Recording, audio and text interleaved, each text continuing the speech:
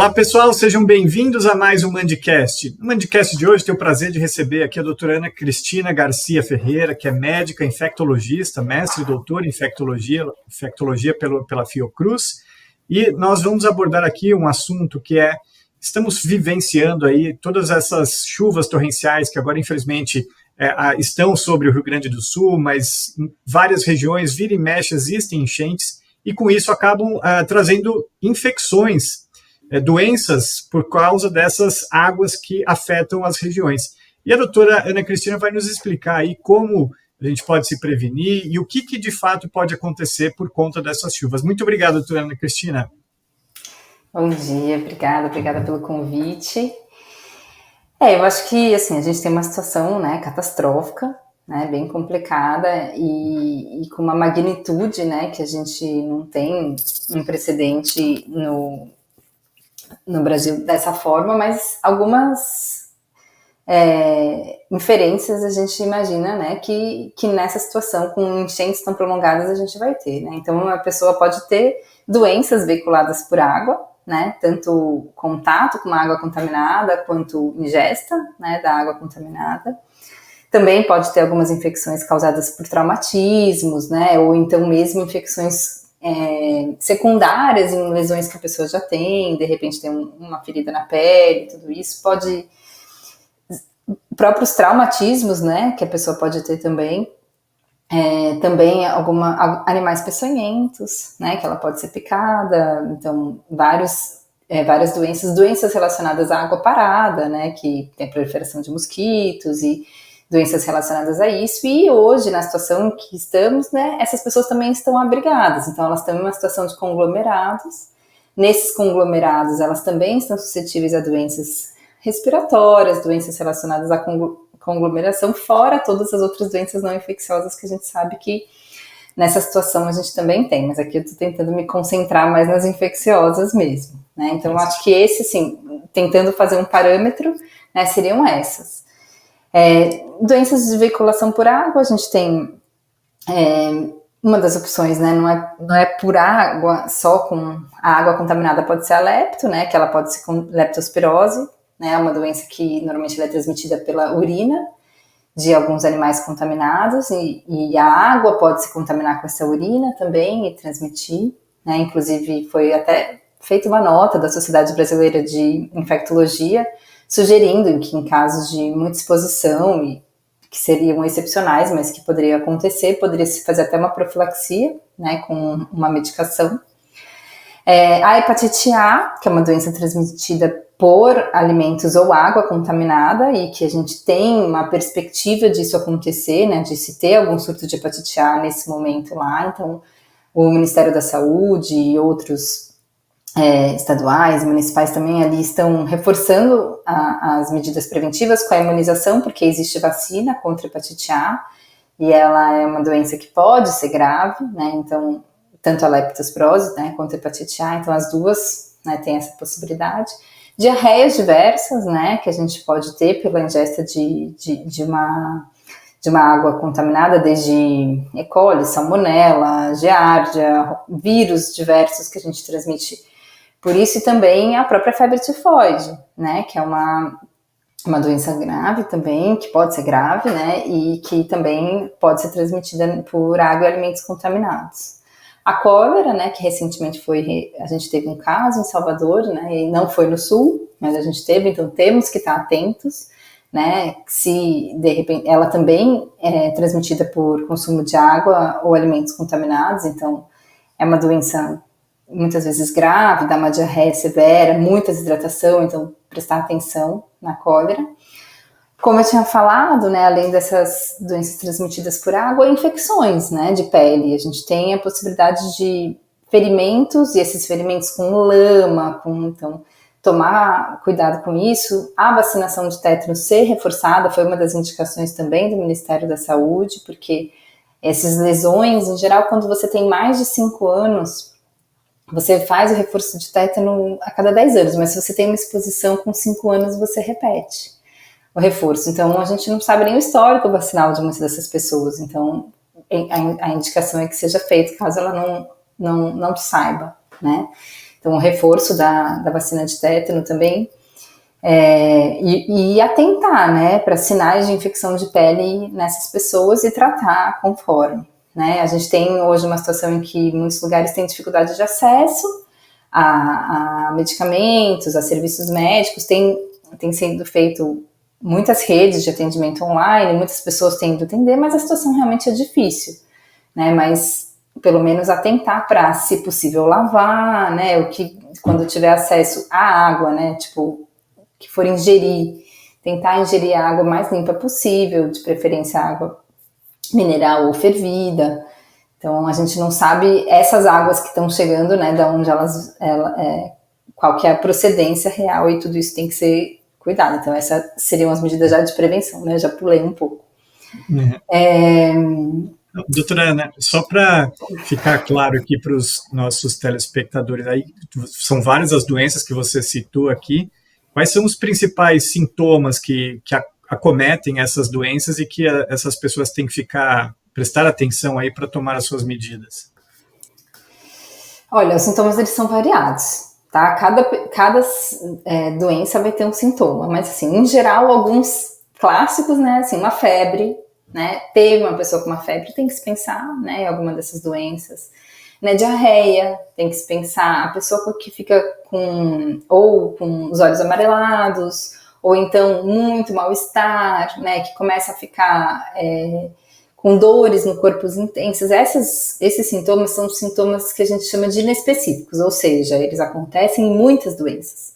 Mas a gente tem que, nesse momento, pensar mais nessas doenças, considerando o que viveram essas pessoas. Cada pessoa teve uma exposição maior, então considerar isso e às vezes tratar como se fosse, se não tem recurso diagnóstico que possibilite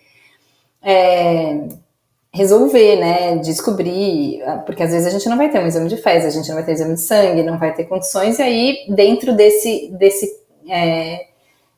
cenário, né, fazer o que for melhor e de acordo com os sintomas dos pacientes, mas em geral, observar lesões de pele, observar febre, dor de cabeça.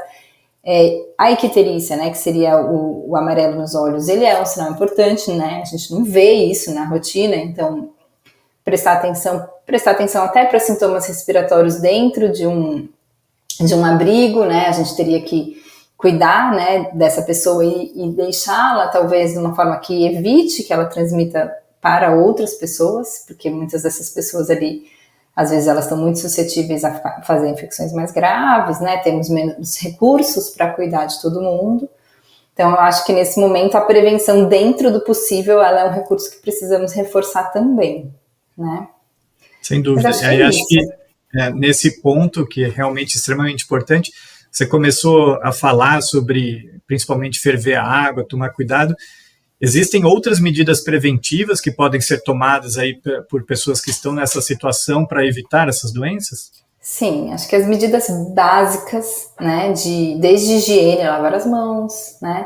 Mas talvez eu não tenha água. Tente, né, o que existir ao alcance, tenha álcool, fazer uma higiene com álcool, né, tentar se alimentar, né, evitar comer coisas que você está vendo que está num lugar ruim.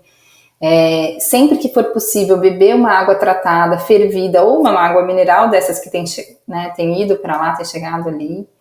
Alimentos crus, evitar alimentos crus, né? O alimento, muitas dessas doenças, só no cozimento, você já evita. Então, alimentos bem cozidos, né? Lavar sempre frutas. Não consegue lavar? Tira a casca. Tenta comer sem casca. Consome o alimento sem, né? Que também tem a toxoplasmose também é transmitida, né? Por isso. Evitar entrar em lugares, né? Já saiu da situação de risco, evite entrar em lugares que estejam, né, alagados, que você pode ter contato, cuidar pensando, né? Vacinar se você tiver acesso às vacinas. Evitar, por exemplo, lugares em que você tem água parada, eliminar os focos de água parada, porque esses focos também vão proliferar mosquitos, e esses mosquitos podem proliferar doenças. O que mais? Evitar, né, contato com fezes, né, de outras pessoas, perceber o que tem, não consuma, não toque, ou se tocar, lave a mão, evitar o contato, porque muitas vezes essas doenças causadas por água, elas são transmitidas pelas fezes. Então, as fezes, né, tomar cuidado com isso. Que isso? Falei já, né, da vacinação, armazenar, né, adequadamente os alimentos, né, para evitar que eles estraguem. Se tiver alguma ferida exposta, protegê-la para que ela não entre em contato com alguma bactéria, né, lavar, evitar ficar, né, já falei, passada a situação em que aquilo é necessário, evitar ficar embaixo dessas águas, né, e sempre que possível, se tiver com sintomas respiratórios, usar proteção, máscara e desinfetar superfícies, né, que de repente você for se alimentar, pelo menos no ato de alimentar, usar utensílios limpos, né. Eu acho que basicamente são isso, né, uma higiene, né, e o cuidado com o que vai se consumir alimentos bem cozidos, água potável, né, e ficar atento aos seus sintomas e cuidar para não transmitir para outras pessoas. E se tiver alguma necessidade, procurar o mais breve possível um cuidado de saúde também, porque como nós temos recursos limitados, não deixar a situação se agravar, que fica mais difícil também. Então, muitas vezes dá para... E além dos cuidados médicos aí, que tem muita gente ajudando e se empenhando também, os médicos, como que as autoridades estão se mobilizando e ajudando, contribuindo para controlar os surtos, potenciais surtos que podem acontecer? Eu acho que tem tido uma ação do próprio Ministério da Saúde, né? Ele lançou um COI, que é um centro de operações emergenciais. O Ministério da Saúde ele lança esses centros toda vez que existe uma situação mais emergencial, várias, e nesse momento eles têm um COI e têm trabalhado para muitas coisas, inclusive imunizações têm sido enviadas.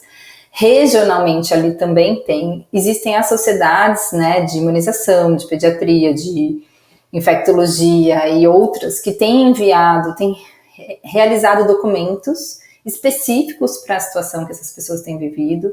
Né, as pessoas têm tentado monitorar dentro do possível, porque é muito difícil nesse momento fazer uma monitorização, né, porque você não tem nem sistema, não tem lugar, né, então, mas têm sido criadas estratégias rápidas para tentar aglomerar as informações, né, e essas informações, elas possibilitam entender as necessidades e entregar essas necessidades de uma forma mais assertiva.